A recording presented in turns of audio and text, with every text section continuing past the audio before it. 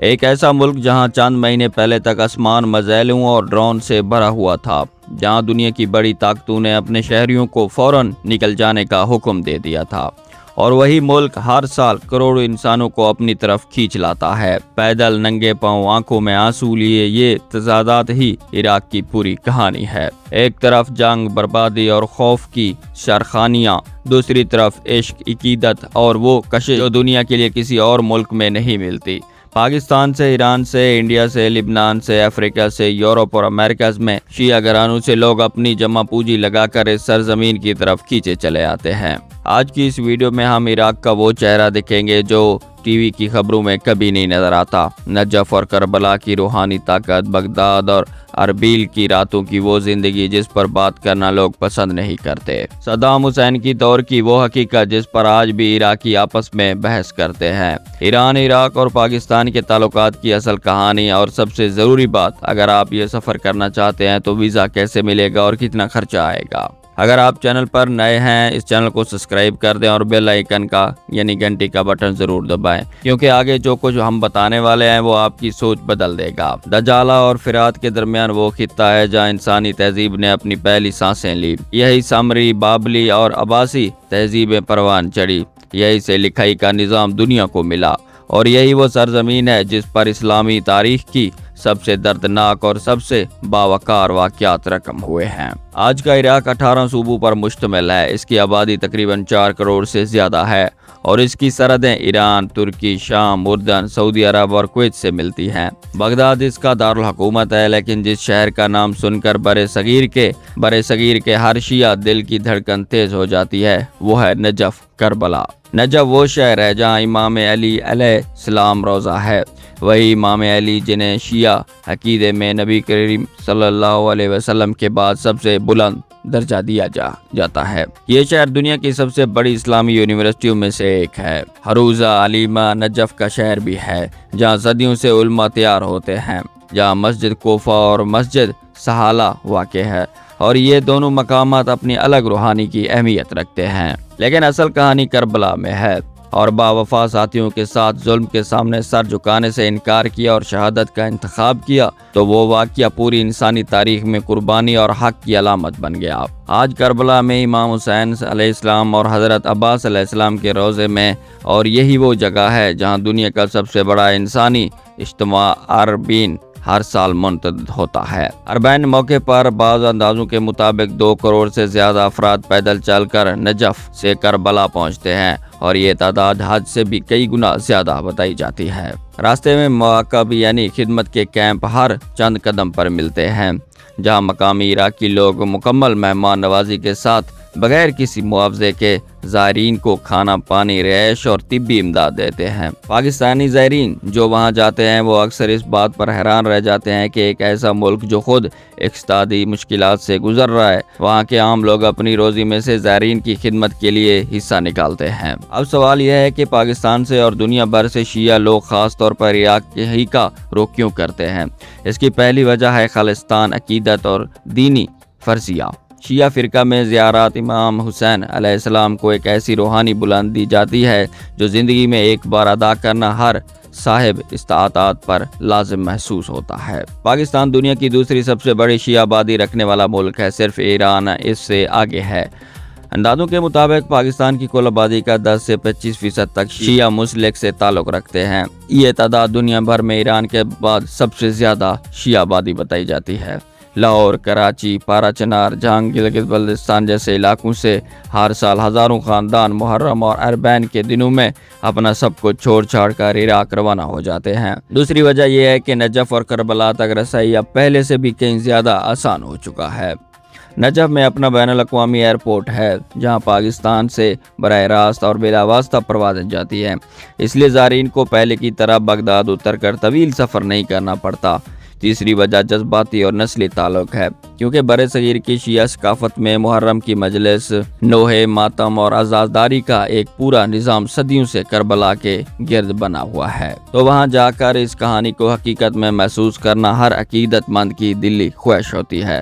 اور چوتھی وجہ خاص طور پر نوجوان نسل کے لیے یہ بھی ہے کہ سوشل میڈیا پر جب لوگ اپنے عربین کے سفر کی ویڈیوز اور तजर्बात शेयर करते हैं तो एक पूरी नई नस्ल रूहानी तजर्बे की तरफ मुतवज्जो हो जाती है। अगर आपका कोई जानने वाला ये सफ़र कर चुका है तो कमेंट्स में ज़रूर बताएं कि इनका तजर्बा कैसा रहा। अगर आप खुद जाना चाहते हैं तो लाइक और शेयर करके इस वीडियो को आगे बढ़ाएं ताकि ज़्यादा लोगों तक ये मालूमात पहुँच सके। अब आते हैं इस मौजू की तरफ जिस पर कम लोग बात करते हैं, यानी इराक के आम शहरियों की रोज़मर्रा ज़िंदगी और वो सवाल जो अक्सर पूछना चाहते हैं कि इराकी लोग कितने अयाश परस्त हैं।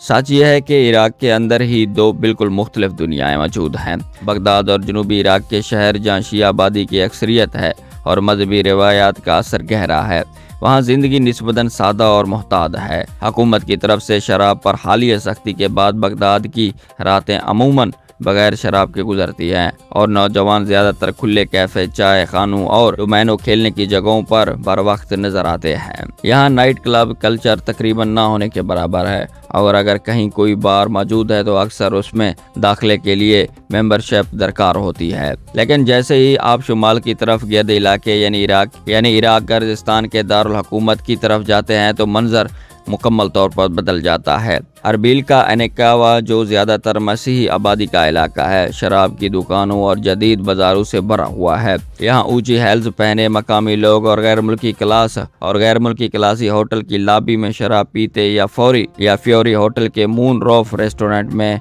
19वीं मंजिल से शहर का नज़ारा देखने को मिलता है। और एक मैनेजर का कहना होता है कि सियाहों को यहाँ अच्छा लगता है क्योंकि ये घर जैसा माहौल महसूस होता है। दीवान होटल का lotus night club, Mars roof top और ड्रीम सिटी का पूरा बार एरिया ऐसी जगहें हैं जिन्हें देखकर कोई भी कहे उठे कि ये दुबई का कोई हिस्सा है, न कि वही इराक जिसके तस्वीर हम खबरों में देखते हैं। यहाँ महंगी गाड़ियाँ, डिज़ाइनर कपड़े और बड़ी शादियों पर खुले दिल से खर्च करने का रुझान आम है, ख़ास तौर पर गिर्द अशरफिया और ताजर तबके में। लेकिन इसके साथ ही अरबेल में एक अमीर और गरीब का फ़र्क भी बहुत गहरा है। एक तरफ करोड़ों के विलाज हैं तो दूसरी तरफ छोटे छोटे घरों में पूरा ख़ानदान रहता है। तो असल सवाल ये नहीं कि इराक अयाशी परस्त है या नहीं, बल्कि असल सवाल ये है कि एक ही मुल्क के अंदर दो किस्म के लोग रहते हैं। खामोशी, दूसरी तरफ अरबील के रोशन रातें। आपके ख्याल में क्या किसी मुस्लिम मुल्क अक्सरियत के इस हिस्से में इस तरह का खुला नाइट लाइफ कल्चर होना चाहिए या नहीं? कमेंट सेक्शन में ज़रूर अपनी राय दें। यही वो बहस है जो हमेशा जिंदा रहती है। अब बात करते हैं इराक की तारीख की। इस बाब की वजह पर आज भी बहस जारी होती है, यानी सद्दाम हुसैन का दौर। ये सवाल कि सद्दाम हुसैन इराकियों के लिए कितना अच्छा था आज भी इराकी घरों और चाय खानों में रोज़ व शोर से ज़ेरे बहस रहता है और इसके दो बिल्कुल मुख्तलिफ जवाब मिलते हैं। एक तरफ वो लोग हैं, ख़ास तौर पर बड़ी उम्र के सुन्नी और सेकुलर सोच रखने वाले इराकी, जो कहते हैं कि सद्दाम के दौर में इराक एक मुस्तकिम, खुशहाल और जदीद मुल्क था। उनका कहना है कि इस दौर में तालीम, सेहत की सहूलत मुकम्मल तौर पर मुफ्त थी। ख़वातीनों को यूनिवर्सिटी जाने, नौकरी करने और बगैर हिजाब के बाहर निकलने की पूरी आज़ादी थी। बगदाद की सड़कें साफ़ सुथरी और महफूज थी, बिजली 24 घंटे आती थी और पूरे मशरक़ी वस्ती में इराक एक तरक्की याफ्ता, सेकुलर और बावकार रियासत के तौर पर जाना जाता था। इनके नज़दीक आज के इंतशार, बदअमनी और फ़िरका वराना तशद्दुद के मुकाबले में वो दौर जन्नत से कम नहीं था। लेकिन दूसरी तरफ वो तस्वीर है जिसे इंसानी हकूक़ की तंजीमें और ख़ुद लाखों इराकी ख़ानदान कभी नहीं बोलते। सद्दाम हुसैन की हुकूमत 1980 में ईरान पर हमला करके 8 साल ईरानी जंग शुरू की, जिसमें दोनों तरफ लाखों लोग मारे गए। 1988 में हलबजा में कमियानी हमले और इंतफाल ऑपरेशन में हज़ारों गैर शहरियों का कत्लेआम हुआ। 1991 में कुवैत पर हमले ने पहली खलीजी जंग को दावत दी और इसी साल जब शिया अक्सरियत जनूबी इराक में बगावत हुई तो इसे इंतहाई बेरहमी से कुचला गया। हज़ारों शिया उलमा ने कारकुन और आम शहरियों को गिरफ्तार, लापता या कत्ल कर दिए गए। बाद में मुल्क भर में इज्तिमाई कब्रें दरियाफ्त हुई जिन पर हज़ारों अफराद की बाकायदा कब्रें मिली। सियासी मुखालफिन, सहाफ़ी और किसी भी किस्म की इख्तलाफी आवाज़ को खौफनाक तरीक़ों से दबाया जाता था और मुल्क पर बास पार्टी खुद सद्दाम हुसैन के ख़ानदानों की मुतल्लिक एक गिरफ्त मजबूत थी। तो हकीकत यह है कि सद्दाम हुसैन का दौर दो अलग तजर्बों की कहानी है। एक तरफ वो जिन्होंने इस्तेकाम और तरक्की देखी, दूसरी तरफ वो जिन्होंने जुल्म और बर्बादी बर्दाश्त की। आपका ख्याल क्या है? क्या इस्तेकाम की कीमत आज़ादी के साथ चुकाना जायज़ है? ये वो सवाल है जिस पर कमेंट सेक्शन में आपकी राय हम ज़रूर पढ़ना चाहेंगे। आप बात करते हैं एक और अहम पहलू की, यानी ईरान, इराक और पाकिस्तान کے درمیان تعلقات کیسے ہیں؟ پاکستان کی خارجہ پالیسی میں ہمیشہ ایک نازک توازن رہا ہے، یہاں تک کہ 1980 کی دہائی میں جب ایران عراق جنگ جاری تھی، پاکستان نے کسی ایک طرف کا ساتھ دینے سے انکار کیا، حالانکہ امریکہ اور عرب دنیا کی طرف سے دباؤ موجود تھا۔ دی ڈیپلومیٹ، یہ احتیاط آج بھی پاکستان کی پالیسی کا حصہ ہے۔ پاکستان اور ایران کے درمیان 900 کلومیٹر طویل سرحد ہے جو بلوچستان کے علاقے سے گزرتی ہے، اور یہ سرحد دونوں ملکوں کے لیے تجارتی توانائی کی ترسیل اور احساس سیکیورٹی معاملات کا مرکز ہے۔ یہ سرحد ایک اہم تجارتی ترسیلی اور توانائی کی فراہمی کا راستہ بھی ہے جو پہلے سے ہی عدم استحکام کا شکار رہ چکی ہے۔ پاکستان اور عراق کے تعلقات بنیادی طور پر مذہبی، سیاست، توانائی اور تجارت کے گرد گھومتے ہیں۔ حالیہ عرصے میں خلیجی خطے میں کشیدگی کے دوران بھی عراق اور پاکستان نے ایرانی منظوری کے ساتھ ابنائے ہموز سے خام تیل اور LNG کی ترسیل کا انتظام کیا۔ عراق نے اپنی تیل کی آمدنی بچانے کے لیے پہلے ٹینکوں کی محفوظ گزرگاہ کا بندوبست کیا، جبکہ پاکستان نے گرمیوں میں بجلی کی بڑھتی طلب پوری کرنے کے لیے قطری LNG کی ترسیل کا راستہ نکالا۔ اس کے علاوہ پاکستان دنیا کی دوسری بڑی شیعہ آبادی ہونے کی وجہ سے ایران اور عراق دونوں سے گہرا ثقافتی اور مذہبی تعلق رکھتا ہے، جو سیاسی تعلقات سے کہیں زیادہ مستحکم اور قدیم ہے۔ حالیہ برسوں میں خطے کی کشیدگی کے دوران پاکستان نے ایک ثالثی کا کردار بھی نبھایا ہے۔ تاہم زمینی حقیقت یہ ہے کہ پاکستانی ریاست اور عراقی ریاست کے درمیان کوئی بڑی براہ راست تجارتی شراکت داری نہیں ہے، اور دونوں ممالک کا راستہ زیادہ تر زائرین کی آمد و رفت اور توانائی کے معاملات تک محدود ہے، جبکہ عوامی سطح پر یہ رشتہ محبت اور حقیقت سے بھرا ہوا ہے۔ اب سب سے ضروری حصہ، یعنی اگر آپ یہ سفر کرنا چاہتے ہیں تو خرچہ کتنا آئے گا اور ویزا کیسے ملے گا؟ پاکستان سے عراق جانے کے لیے سب سے آسان اور محفوظ راستہ منصور شدہ زیارات ٹریول کمپنیوں کے ذریعے پیکج بک کرنا ہے، کیونکہ یہ کمپنیاں ویزا، ٹکٹ، ہوٹل اور ٹرانسپورٹ سب ایک ساتھ سنبھال لیتی ہیں۔ یہ ویزا کراچی، لاہور اور اسلام آباد سے باقاعدہ لائسنس یافتہ زیارات آپریٹر کے ذریعے عراق کے سفارتخانے سے جاری ہوتا ہے، اور تمام زائرین کو منظور شدہ گروپ یا ایجنٹ کے ساتھ سفر کرنا ضروری ہوتا ہے۔ پاکستان ٹور قیمتوں کی بات کریں تو یہ پیکج کی نوعیت اور دورانیے پر منحصر ہوتا ہے۔ معیاری 7 روزمرہ پیکج کی قیمت تقریباً 2,50,000 سے 3,50,000 کے درمیان ہے۔ 10 روزہ ڈیلکس پیکج 4,50,000 سے 6 لاکھ روپے تک ہو سکتا ہے، جبکہ 14 روز ایگزیکٹو پیکج 7 سے 9 لاکھ روپے تک بھی پہنچ جاتا ہے۔ کچھ کمپنیاں ڈالر میں قیمت دیتی ہیں جہاں